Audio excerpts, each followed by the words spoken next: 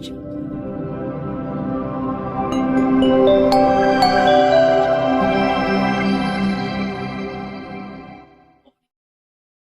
kesempatan pagi hari ini merupakan satu berkah bagi kita semua karena kita berkumpul di sini untuk melakukan berbagai macam hal yang baik, utamanya adalah melakukan puja, memberikan penghormatan kepada yang patut dihormati, Buddha, Dhamma, dan Sangha, sekaligus juga merenungkan ajaran-ajaran beliau melalui pembacaan parita dan juga pemaparan Dhamma.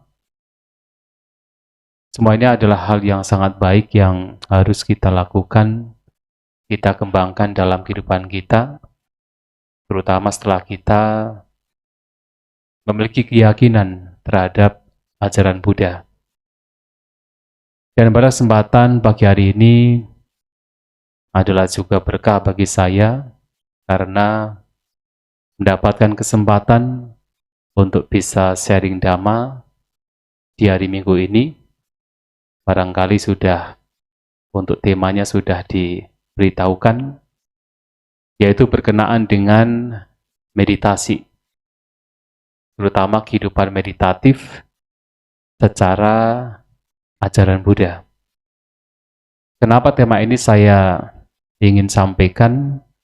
Karena seperti yang kita ketahui bahwa salah satu ajaran yang sangat membedakan antara ajaran Buddha dengan ajaran-ajaran lain adalah meditasi. Bahkan yang menjadi istimewa ajaran Sang Buddha adalah ajaran tentang meditasi. Karena disinilah kita mendapatkan sebuah praktik yang telah diajarkan oleh Sang Buddha dengan sangat sistematis dan sangat detail, komprehensif.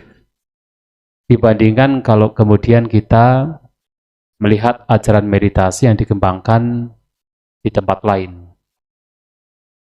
Dan juga pembahasan ini penting karena sekarang ini ajaran atau katakan praktik meditasi sudah sangat populer. Tidak hanya di kalangan umat Buddha, tetapi juga di kalangan mereka yang memiliki keyakinan berbeda.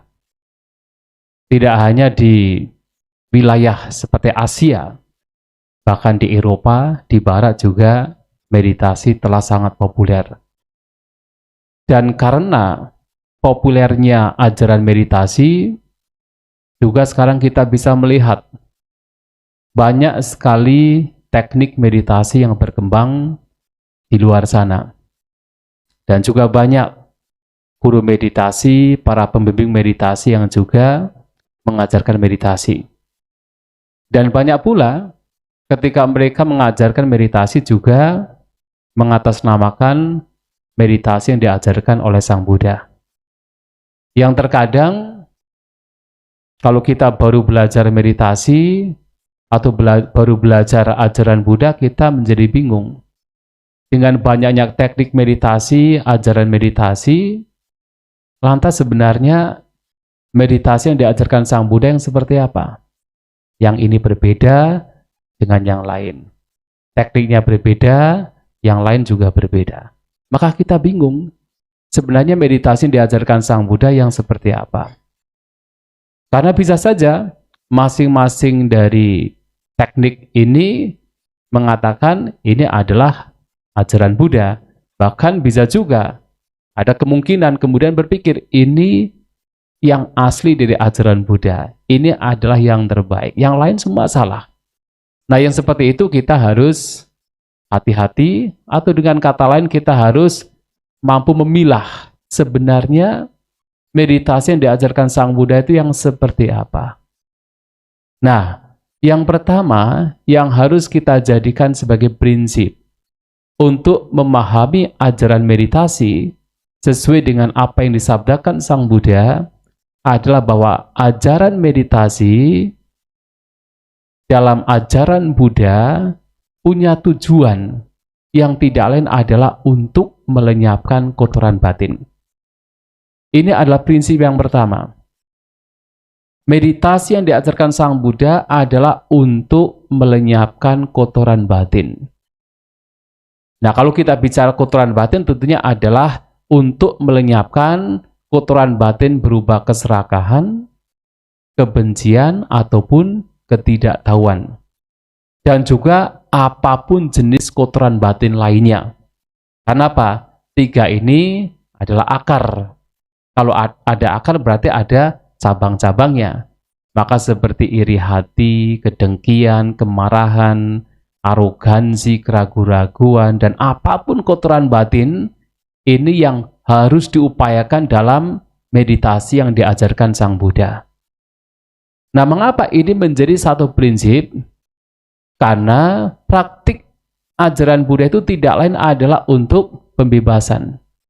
Adalah untuk terbebas dari segala bentuk penderitaan, terbebas dari tumimba lahir, dan yang menjadi pendorong atau driving force, kekuatan yang mendorong bensin, mengapa kita terus bertumimba lahir, mengapa kita terus mengalami duka penderitaan, adalah kotoran batin, adalah pikiran-pikiran yang buruk, keserakahan kita, kebencian kita, ketidaktahuan kita, tidak tahu mana yang baik, mana yang buruk, mana yang sesuai dengan dhamma, yang tidak. Itu yang menjadi kekuatan yang terus mendorong kita untuk mengalami duka, mengalami penderitaan. Dan karena itu adalah tujuan kita mempraktikkan dhamma, maka dalam meditasi tujuannya juga satu, adalah untuk melenyapkan kotoran batin. Nah, di dalam melenyapkan kotoran batin pun juga, jadi selain kita melenyapkan kotoran batin, juga dalam meditasi ini, kita juga diajarkan untuk memunculkan, mengupayakan bentuk-bentuk pikiran yang baik, yang bermanfaat, yang menjadi pendukung, menjadi penyokong dalam upaya untuk pembebasan. Maka meditasi ini tidak hanya urusannya tentang konsentrasi. Karena maaf, kadang-kadang kalau kita bicara meditasi, nah kita selalu terkesan bahwa kita harus terkonsentrasi dengan objek. Memang, konsentrasi ini salah satu bagian dari meditasi. Tetapi itu bukan satu-satunya. Selain ada konsentrasi juga, bentuk-bentuk pikiran yang lain yang baik, yang bermanfaat juga mesti dikembangkan. Selain konsentrasi, apalagi yang dikembangkan? Perhatian kita juga dikembangkan. Kemudian ketenangan batin kita dikembangkan. Keseimbangan batin kita dikembangkan. Termasuk adalah kebijaksanaan kita juga dikembangkan. Mengetahui mana yang baik, mana yang tidak baik, juga mesti dikembangkan dalam bermeditasi. Sehingga di sini tidak hanya konsentrasi saja, yang lain-lain pun juga dikembangkan dalam meditasi ini. Maka yang buruk-buruk itu dilenyapkan, maka dan yang baik-baik itu dikembangkan. Dan ini adalah prinsip meditasi yang pertama yang harus kita pahami. Maka kalau kita misalnya mempraktikkan meditasi, seperti misalnya yang paling banyak kita lakukan kalau kita bicara meditasi adalah meditasi duduk. Kita diajarkan oleh guru kita, oleh pembimbing kita untuk senantiasa kembali kepada objek meditasi. Untuk ketika pikiran mengembara, kemudian kembali objek meditasi. Pikiran mengembara, kembali kepada objek meditasi. Nah, mengapa kita melakukan demikian? Itu harus kita pahami. Kita melakukan demikian juga tujuannya satu, untuk melenyapkan kotoran batin, untuk mengembangkan bentuk-bentuk pikiran yang baik, yang bermanfaat, untuk memberikan kondisi batin yang baik, yang bermanfaat. Mengapa bisa demikian?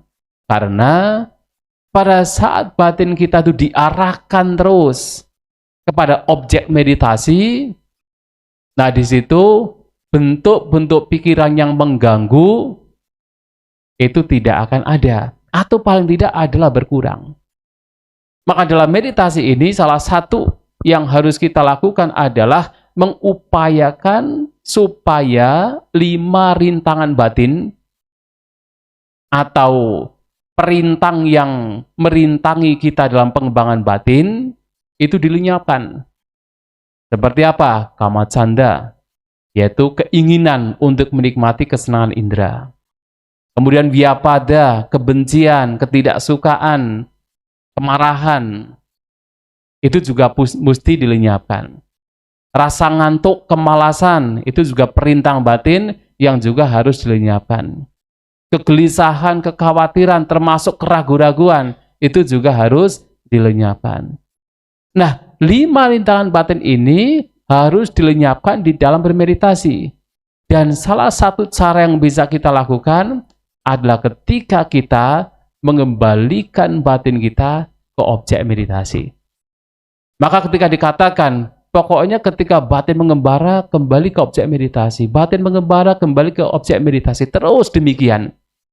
Tujuannya adalah supaya bentuk-bentuk pikiran yang merintangi ini, itu tidak akan ada di sana. Paling tidak berkurang. Karena biasanya, pikiran-pikiran yang merintangi ini, atau 5 rintangan batin ini, termanifestasi ke dalam pikiran yang mengembara. Pikiran yang berpikir-pikir tentang yang lampau ataupun yang akan datang, yang mengembara, yang liar, yang tidak mau beristirahat, tidak mau diam. Nah, disitulah akan muncul pikiran-pikiran yang tidak baik ini. Maka diarahkan setiap pikiran mengembara kembali kepada objek. Mengembara kembali kepada objek. Nah, dengan demikian, pikiran-pikiran yang merintangi tersebut akan semakin berkurang. Nah, ini harus kita pahami. Jadi tidak hanya sekedar pokoknya ikut sajalah kata guru. Pokoknya kalau meditasi udah kita langsung kembali kepada objek meditasi tanpa tahu alasannya. Tidak demikian. Kita harus tahu alasannya. Alasannya adalah untuk supaya pikiran-pikiran yang tidak baik tidak berkembang di sana.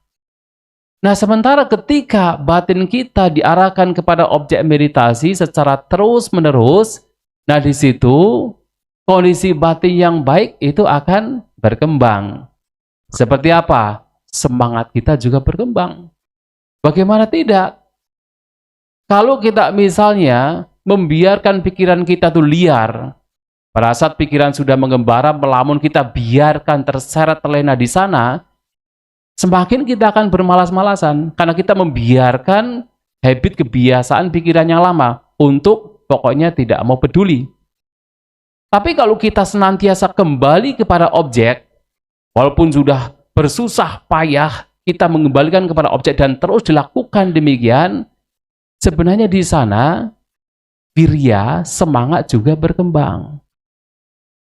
Nah, tidak hanya semangat, perhatian kita juga berkembang. Karena pada saat kita betul-betul sadar dengan apa yang kita lakukan, sadar dengan pikirannya mengembara, kemudian kita tarik kepada objek meditasi, dan kita sepenuhnya sadar di situ, kita tidak membiarkan pikiran menjadi melamun, berkeliaran, tapi kita sadar, kita eling, kita waspada di situ, artinya perhatian kita juga berkembang. Dengan cara demikian. Dan juga tentunya kalau batin kita itu semakin nyaman bersama dengan objek, semakin familiar, semakin katakan menyatu dengan objek, nah disitulah artinya konsentrasi kita juga berkembang. Samadhi kita juga berkembang. Nah, karena batin kita juga tidak liar, batin kita semakin tenang di sana bersama dengan objek meditasi, artinya pula ketenangan batin kita juga berkembang. Dan bahkan dalam proses kita memperhatikan objek meditasi dan juga dalam proses kita mengembalikan objek meditasi ke pikiran ke objek meditasi, di situ ada pemahaman, oh kalau pikiran saya mengembara, dibiarkan, ini tidak baik.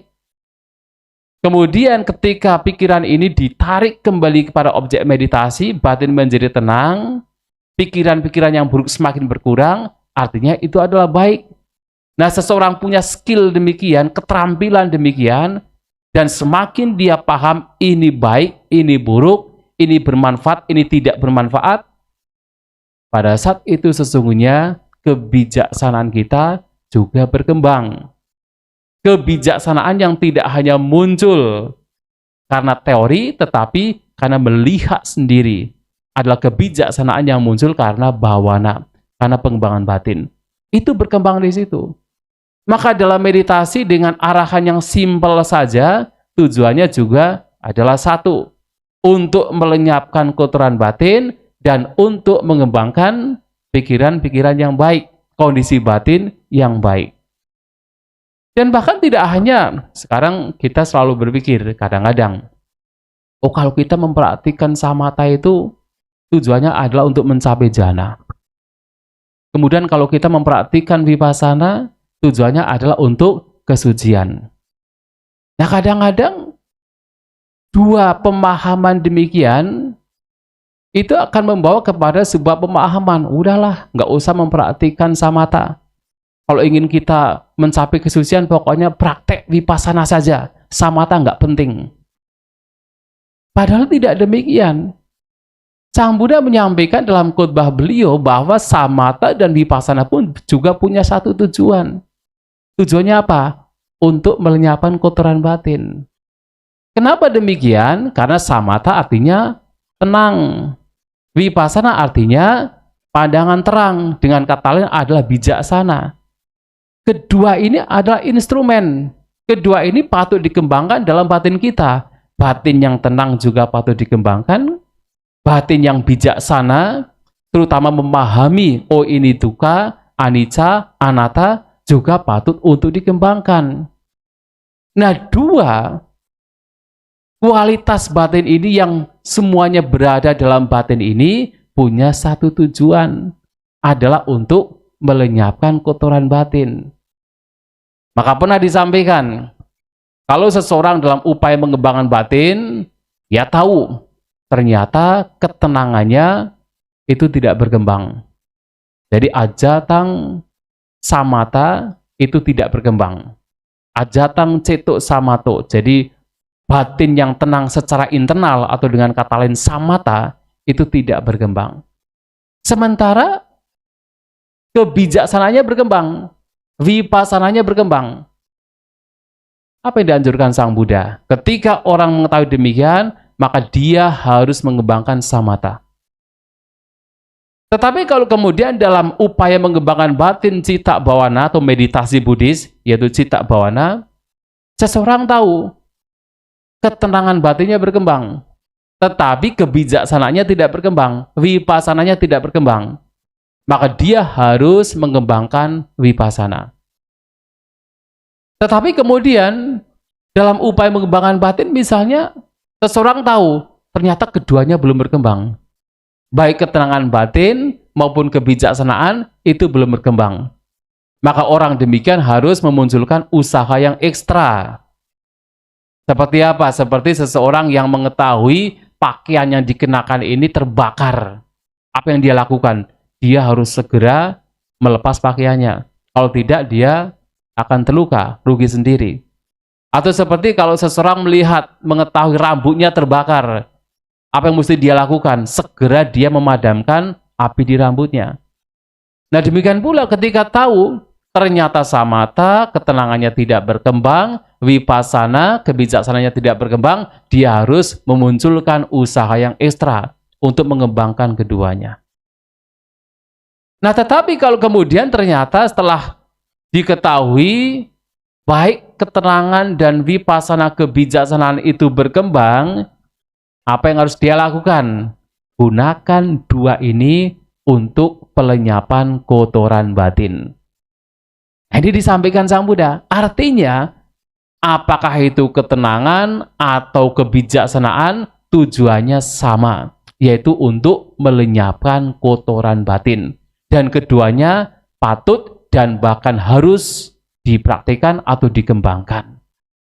Nah, inilah, maka prinsip pertama, meditasi yang diajarkan oleh Sang Buddha adalah untuk pelenyapan kotoran batin. Itu adalah yang harus kita pahami. Jadi bukan untuk supaya mendapatkan kesaktian, mendapatkan kekuatan dan sebagainya, tetapi adalah untuk melenyapkan kotoran batin. Karena inilah yang menjadi sumber mengapa kita terus mengalami penderitaan. Nah, yang kedua, yang juga harus kita jadikan sebagai prinsip ketika mempraktikkan meditasi yang diajarkan Sang Buddha adalah meditasi yang diajarkan Sang Buddha itu bersifat kesinambungan. Bersifat berkesinambungan. Artinya harus dipraktikkan dan bahkan bisa dipraktikkan setiap saat. Inilah yang kemudian disebut sebagai kehidupan meditatif. Kenapa? Bisa dipraktikkan setiap saat. Mengapa demikian? Karena sekali lagi, bahwa praktik meditasi adalah untuk melenyapkan kotoran batin. Sekarang kita harus melihat ke dalam batin kita. Kapan sesungguhnya kotoran batin itu bisa muncul? Apakah hanya pada saat kita duduk, bersila, mata terpejam, kotoran batin bisa muncul? Ternyata tidak. Kapan saja kotoran batin bisa muncul? Mau kita sedang berdiri, berbaring, duduk, ataupun berjalan, kotoran batin bisa muncul. Mau kita sedang melihat, kita mendengar, membaui, merasakan, bersentuhan, kotoran batin juga bisa muncul. Mau kita sedang berbicara atau diam, kotoran batin bisa muncul. Nah, karena kotoran batin ini muncul kapan saja setiap saat, maka meditasi yang diajarkan Sang Buddha ini hendaknya dipraktikkan setiap saat. Tidak hanya pada saat duduk bermeditasi. Tentu duduk bermeditasi itu sangat baik dan harus dipraktikkan. Harus disempatkan pula. Karena di dalam duduk meditasi memang sangat spesial. Karena kita sudah tidak berpikir-pikir untuk melihat objek, untuk mendengarkan suara. Tetapi hanya batin fokus dengan objek meditasi. Harus dipraktikkan. Tetapi tidak hanya ketika duduk bermeditasi. Dalam setiap momennya ini juga baik untuk dipraktikkan. Kuncinya satu, adalah menjaga batin. Apakah pada saat kita berjalan, duduk, berbaring, kita harus menjaga batin kita. Seperti yang terkadang kita bacakan di dalam Karanimetta Sutta. Kan ada itu, pengembangan cinta kasih, metta bhavana. Ternyata pengembangan cinta kasih, metta bhavana tidak hanya dipraktikkan pada saat kita datang ke wihara, duduk bermeditasi, memejamkan mata, merenungkan semoga semua makhluk berbahagia. Tidak hanya demikian. Tetapi bisa dikembangkan baik ketika seseorang sedang berdiri, atau berjalan, atau duduk, atau sedang berbaring, selama tidak terlelap tidur. Titang carang, nisinowa, sayanowa, yawa tasa wigatamido. Bisa dipraktikkan. Jadi tidak hanya pada saat duduk saja, ketika berdiri, berjalan, berbaring, duduk, bisa dipraktikkan. Kenapa? Karena intinya adalah bagaimana pikiran ini diisi dengan bentuk-bentuk pikiran yang bebas dari kebencian, bebas dari permusuhan, bebas dari keinginan untuk menyakiti. Pikiran yang diisi dengan cinta kasih, dengan harapan, agar yang lain juga merasakan kebahagiaan karena bebas dari kebencian. Nah, kalau itu dilakukan, itu juga bagian dari pengembangan batin yang dalam hal ini adalah cinta kasih. Tidak hanya pada saat duduk saja. Makanya ketika ada orang bertanya, ya kadang-kadang, ya, kebetulan saya sering ditanyakan oleh beberapa umat, kenapa Bante? Ini katanya ada orang yang suka meditasi, katanya sudah sering retreat meditasi, puluhan kali meditasi. Tapi kok dalam kehidupan sehari-hari tidak menggambarkan orang yang suka meditasi. Masih suka marah-marah, masih mudah tersinggung, masih suka gosipin orang lain, arogannya semakin tinggi, semakin sombong. Kenapa bisa demikian? Ya memang bisa. Kalau meditasinya hanya ketika retreat doang. Sedangkan setelah pulang dari retreat, batin tidak dijaga. Ya memang bisa demikian. Atau kalau seseorang itu meditasinya hanya ketika datang ke wihara, hanya ketika duduk saja. Nanti setelah bangun dari duduk meditasi, kemudian batin tidak dijaga, ya memang akan demikian. Karena meditasinya tidak berkesinambungan. Akan tetapi kalau seseorang mengembangkan batin, mempraktikkan cita bawana secara berkesinambungan, tidak hanya pada saat duduk, tidak hanya pada saat datang ke wihara, tidak hanya pada saat retreat, tetapi setiap saat berusaha menjaga batinnya, maka orang demikian tidak akan mudah tersinggung. Karena apa? Tahu ketika sudah mulai muncul pikiran yang tidak enak, tidak nyaman, sudah mulai muncul kemarahan, dia tahu, wah ini tidak baik, ini tidak sesuai, ini kotoran batin, ini membawa kepada penderitaan, maka dia segera meredam pikirannya. Nah, sehingga Bapak Ibu Saudara-saudari sekalian, meditasi yang diajarkan Sang Buddha ini juga meliputi, salah satunya adalah indriya sangwara, atau dengan kata lain, indriyesu huta dwara, menjaga pintu-pintu indera. Memiliki pengendalian indera. Ini juga bagian dari meditasi. Bagaimana? Kita memiliki 6 indera. Mata, melihat objek, melihat bentuk. Telinga, mendengarkan suara. Hidung, membaui bebauan. Lidah, merasakan makanan ataupun minuman. Tubuh kita merasakan sentuhan. Nah, pikiran kita itu berpikir-pikir berbagai macam hal. Kita memiliki 6 indera. Sesungguhnya, dengan kita mencoba untuk menjaga 6 indera ini, agar kotoran batin itu tidak muncul, itu juga bagian dari meditasi. Bagian dari cita bawana. Kenapa? Karena 6 indera ini adalah sumber dari berbagai macam pikiran yang buruk.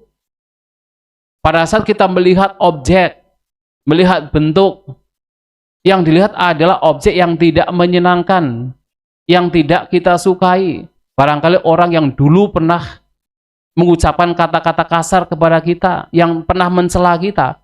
Begitu melihat orang tersebut, apa yang muncul?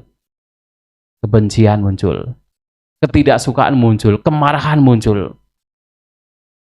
Nah, kalau kemudian itu dibiarkan, maka kemarahan, kebencian itu tidak akan pernah lenyap. Tetapi kalau kemudian pada saat seseorang melihat objek yang tidak menyenangkan dan kemarahan muncul, dan dia berusaha untuk meredam kemarahan tersebut, untuk menenangkan kemarahan tersebut, untuk melenyapkan kemarahan tersebut, itulah sesungguhnya bagian dari cita bawana, bagian dari meditasi. Apapun caranya, apakah dengan cara merenungkan yang disampaikan oleh Sang Buddha misalnya, contohnya misalnya kalau pada saat kemarahan muncul, wah kita ingat sabda Sang Buddha, orang marah itu kan seperti seseorang yang ingin merugikan orang lain dengan melempar orang lain besi panas ataupun kotoran. Siapa yang terbakar terlebih dahulu? Siapa yang kotor terlebih dahulu? Adalah dirinya sendiri. Adalah dia sendiri yang melempar. Artinya kalau kita marah-marah, siapa yang rugi? Pertama dulu adalah yang marah-marah. Mungkin yang dimarahi, kalau dia tidak membalas dengan kemarahan, dia tidak akan mendapatkan kerugian. Dia tidak akan menderita. Tetapi yang menderita terlebih dahulu adalah yang marah. Nah, kalau kemudian kita merenungkan demikian, kemudian kemarahan menjadi redam, itulah meditasi. Itulah cita bawana, itulah pengembangan batin. Atau misalnya, kita merenungkan sabda Sang Buddha, sabda dari murid Sang Buddha, misalnya Bante Sariputta. Pernah beliau memberikan satu tips. Kalau muncul kemarahan terhadap orang lain, cobalah melihat sisi positif dari orang tersebut. Karena di antara banyak perbuatan yang dia lakukan, walaupun barangkali pernah banyak melakukan kejahatan, mungkin ada satu sisi positifnya. Mungkin dia pernah satu kali melakukan perbuatan yang baik, Apakah mungkin pernah kita melihat dia pernah berdana, atau dia pernah mengucapkan kata-kata yang baik? Nah, itu yang kita ingat. Kalau kita mampu mengingat kebaikan dari orang tersebut dan melupakan keburukan orang tersebut, kebencian tidak akan muncul. Kebencian muncul karena apa? Kita selalu mengingat kejelekan orang tersebut. Tidak mengingat kebaikan orang tersebut, maka kebencian akan muncul. Tapi kalau kita mengingat kebaikan orang tersebut satu saja, maka kebencian tidak akan muncul. Tapi kalau misalnya sudah diingat-ingat kok tidak ada satupun kebaikan yang dia miliki, semuanya buruk, ucapannya juga buruk, perbuatannya juga buruk, tidak ada satupun yang baik. Bahkan dalam kondisi demikian sekalipun, kita harus melihat, dianjurkan oleh Bante Sariputa, dilihat, kita seperti melihat seorang pengemis. Kalau kita melihat seorang pengemis, apa yang kita rasakan? Kasihan. Kenapa kok kita kasihan dengan orang yang suka berbuat kejahatan? Kasihan karena dia adalah orang yang menderita. Dia adalah orang yang ketika perbuatannya itu dilakukan, dia sedang membuat satu sebab yang nantinya dampaknya adalah penderitaan. Apakah kemudian kita layak, kita patut melihat orang menderita, melihat orang yang sedang melakukan perbuatan yang nantinya dampaknya penderitaan, kita malahan marah. Justru kita merasa kasihan. Nah, dengan kita merasa kasihan seperti melihat seorang pengemis, kebencian juga akan lenyap.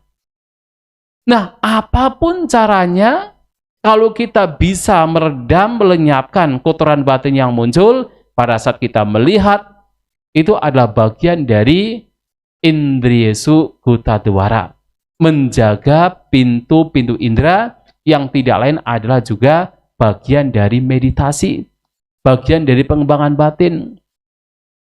Ini tidak hanya ketika melihat, bahkan ketika mendengar, kita membaui, kita merasakan. Anda misalnya sedang makan, nah biasanya kalau makan ini kan juga banyak sekali kotoran batin yang muncul. Ketika makanannya enak, kemudian keserakahan muncul, tidak terkendali. Ketika makanannya tidak sesuai dengan selera, kebencian muncul, marah-marah. Mungkin punya pembantu yang masak, keasinan marah-marah dengan pembantu. Kalau tidak dijaga. Tetapi kalau kemudian kita melakukan salah satunya, yaitu perenungan tentang mengapa kita makan, perenungan yang bijak tentang mengapa kita makan, maka kotoran batin itu tidak muncul. Ini juga bagian dari pengembangan batin. Maka di dalam khotbah Sang Buddha ada satu yang namanya padi sewana pahatabasawa. Ada kotoran-kotoran batin yang harus dilenyapkan dengan cara apa? Menggunakan secara bijak padi sewana. Salah satunya adalah ketika menggunakan makanan. Nah, kita makan tujuannya untuk apa? Kita makan tujuannya tidak lain adalah untuk melangsungkan hidup kita, untuk membantu kehidupan yang luhur, untuk melenyapkan rasa sakit yang lampau karena lapar, tapi tidak menimbulkan sakit yang baru karena apa? Kekenyangan. Tapi kalau kemudian kita itu makan tujuannya untuk bersenang-senang, untuk pemabukan, untuk memperindah, mempercantik diri, nah itulah kotoran batin muncul. Ketika makanannya tidak sesuai dengan selera kita, kemarahan muncul. Ketika makanannya sesuai dengan selera kita, keserakahan muncul, kotoran batin muncul.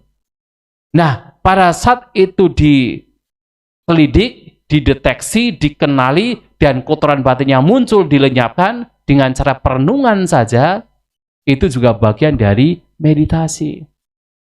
Maka meditasi ini sekali lagi adalah bersifat kesinambungan. Kapanpun, asal kita menjaga batin kita, tidak membiarkan kotoran batin muncul, disitulah meditasi masih kita lakukan. Oleh sebab itu, kalau kita memperhatikan salah satu khotbah Sang Buddha yang terkenal berkenaan dengan meditasi Mahasatipatthana Sutta. Nah, di sana juga disampaikan kapanpun dalam setiap aktivitas apapun, selama itu dilakukan dengan sati sampajana, dengan perhatian, dengan kebijaksanaan, mengetahui mana yang kondusif, mana yang tidak, mana yang membawa kepada pengembangan batin, mana yang tidak membawa pengembangan batin, itu adalah sampajana. Dan ketika itu dilakukan, itu adalah meditasi. Bahkan ketika kita sedang melakukan yang tiap hari kita lakukan, itu apa? Buang air besar, buang air kecil. Kalau itu dilakukan dengan penuh perhatian, dengan kebijaksanaan, itu juga bagian dari meditasi. Maka dikatakan utsawa pasawa kami sampajana karihoti. Ketika sedang BAB, BAK, tahu kan BAK? Buang air kecil. Ketika itu dilakukan dengan sampajana, sampajana ini adalah kebijaksanaan. Artinya dalam kita melakukan demikian juga kita sadar itu hanya sekedar 5 gugusan. Tidak ada self, tidak ada diri. Yang adanya sekedar 5 gugusan. That's all. Itu saja. Itu juga bagian dari meditasi. Karena apa? Di situ tidak memunculkan kotoran batin. Dan apapun saat berjalan, duduk, berbaring, dan sebagainya, kalau tidak ada kotoran batin, itu adalah meditasi. Nah, jadi terkadang kita harus berpikir, karena ada juga orang yang mengatakan, oh Bante, bukankah kalau kita itu melakukan sesuatu dengan konsentrasi, itu kan juga meditasi? Lihat dulu.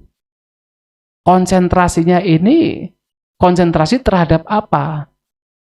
Apakah konsentrasi yang membawa kepada lenyapnya kotoran batin? Atau konsentrasi yang justru di situ memunculkan kotoran batin?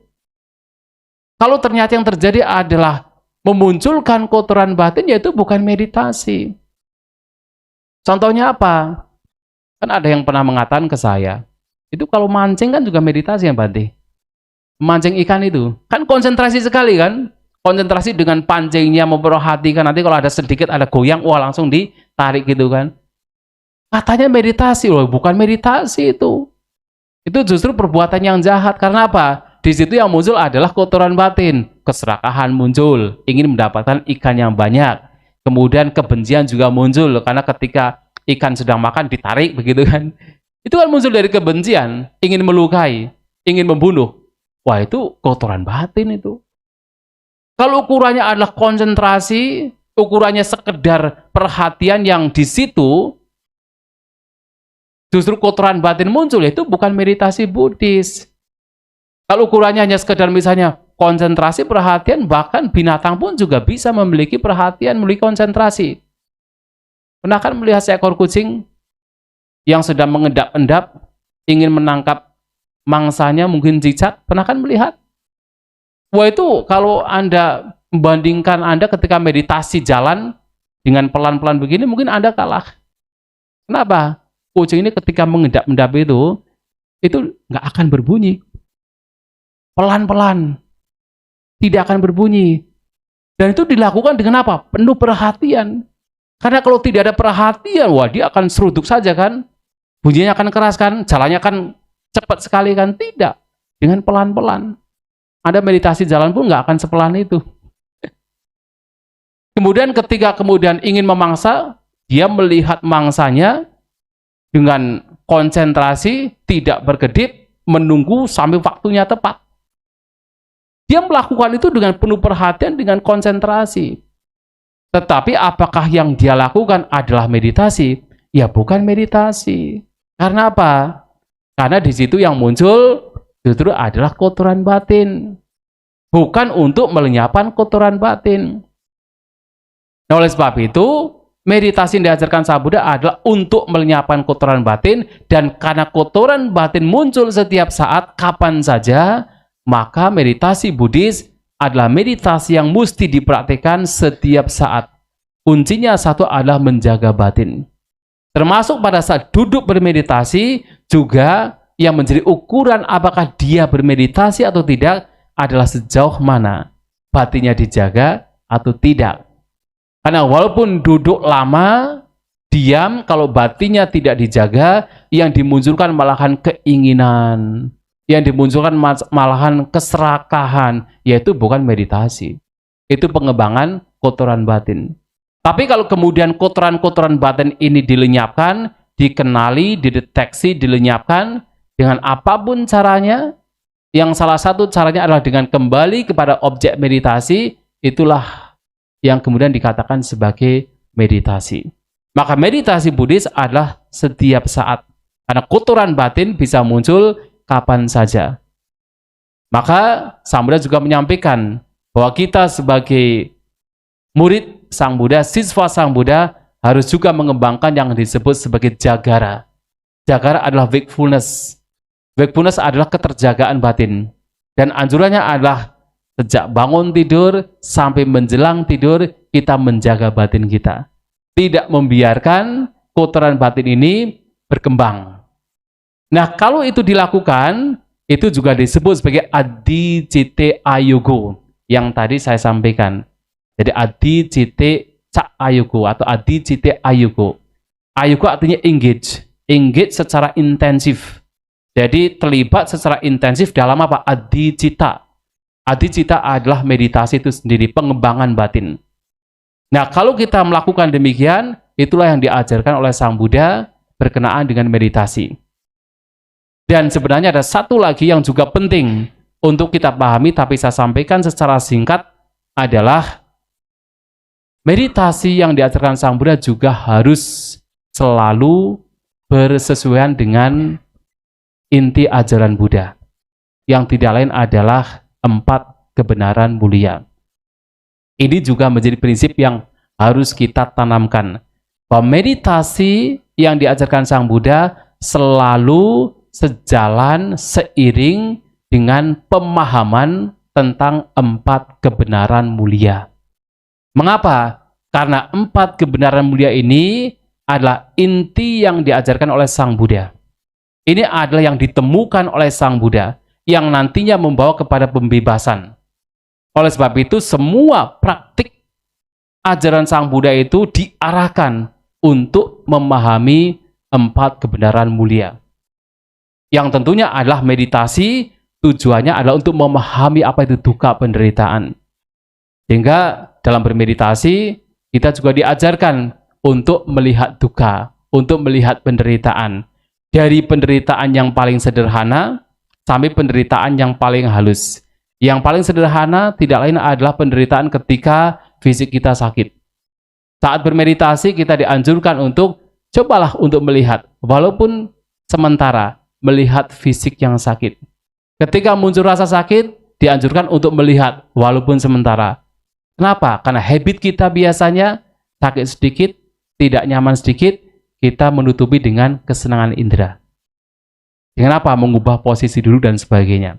Tapi kita mencoba untuk melihat, oh ternyata memang fisik memang sakit. Dan kita melihat bahwa memang fisik adalah sumber dari penyakit. Itu juga bagian dari melihat dukkha, walaupun itu masih sangat dasar.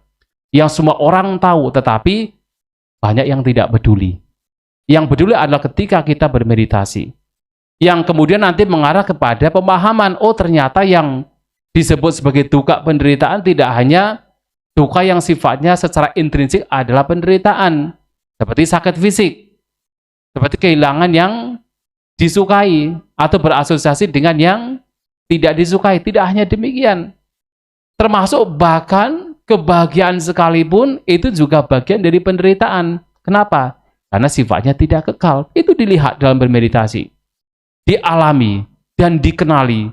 Lama-lama tahu bahwa oh ternyata kebahagiaan apapun juga bagian dari dukkha penderitaan. Karena ini sifatnya tidak kekal, tidak bisa dipertahankan. Ketika lenyap, membawa kepada penderitaan. Nah, itu disebut sebagai viparinama dukkha, penderitaan karena perubahan. Sampai pada akhirnya juga memahami apapun yang berkondisi tanpa terkecuali adalah bagian dari dukkha penderitaan. Nah, ini juga harus dialami dengan cara mempraktikkan meditasi. Yang kemudian dipahami pula ternyata semua penderitaan ini muncul karena apa? Kotoran batin. Muncul karena tanha, muncul karena nafsu keinginan. Yang termanifestasi ke dalam berbagai macam bentuk kotoran batin. Artinya apa? Ketika ada keinginan untuk mendapatkan, untuk memiliki, wah ternyata ini adalah keserakahan. Ketika ada keinginan untuk menolak, untuk lari, oh ternyata adalah kebencian.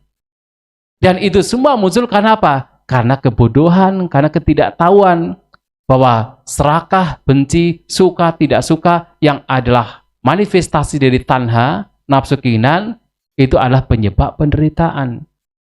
Nah, lama-kelamaan juga akan diketahui penyebab penderitaan adalah kotoran batin. Sehingga hanya ada satu jalan untuk bisa melenyapkan penderitaan, adalah dengan kita melenyapkan sebab penderitaan. Yang tidak lain adalah dengan melenyapkan kotoran batin itu sendiri. Maka sekali lagi, prinsip yang pertama ini menjadi penting, adalah tujuan meditasi untuk melenyapkan kotoran batin, karena ini menjadi sebab penderitaan. Dan tentunya meditasi yang dipraktikkan tidak lain juga adalah jalan mulia berunsur 8. Jadi meditasi yang diajarkan Sang Buddha ini tidak bisa dipisahkan dari praktik jalan mulia berunsur 8. Artinya praktik pengembangan kebijaksanaan atau pandangan yang benar, praktik untuk mengembangkan pikiran-pikiran yang benar, yang tentunya ketika pandangannya benar, pikirannya benar, maka segala ucapannya juga menjadi benar. Perbuatan jasmaninya juga menjadi benar. Dan juga cara hidup seseorang dalam mencari mata pencaharian juga menjadi benar.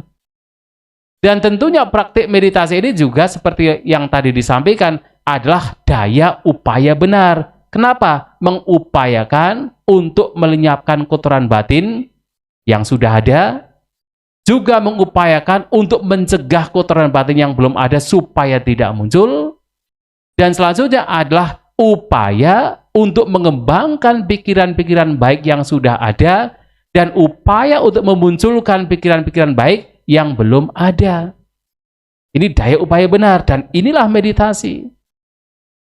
Dan karena meditasi ini juga adalah untuk sadar setiap saat, untuk waspada setiap saat, untuk senantiasa melihat batin setiap saat, disitulah sama sati, perhatian yang benar juga dikembangkan.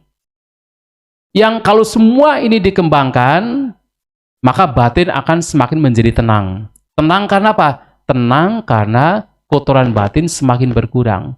Dan itulah sama-sama di konsentrasi yang benar, ketenangan yang benar, keteguhan batin yang benar.